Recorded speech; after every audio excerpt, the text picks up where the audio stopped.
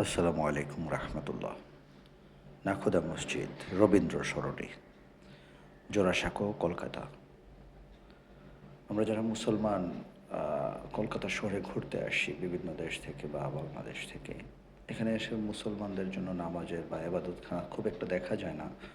নাখোদা মসজিদ খুব পুরনো একটা মুসলমান স্থাপনা।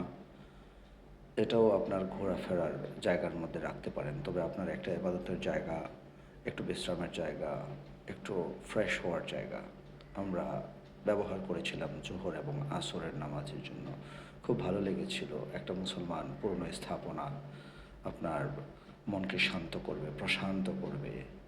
ঘুরে যাবেন জোড়াসাঁকো এসে শুধু রবীন্দ্রনাথ ঠাকুরের বাড়ি না দেখে যেয়ে এই মুসলমান স্থাপনাটাতে একবেলা নামাজ পড়ে যাবেন, তবে আপনি প্রশান্ত হবেন। এখানকার অজুখানা, এখানকার মসজিদ, এখানকার আশপাশটা পুরোটাই মুসলমানদের কেনাকাটার একটা জায়গাও বটে। পাশে যে মার্কেটটা আছে, বিশাল নিউ মার্কেটের মতোই আরেকটা মার্কেট এখানে।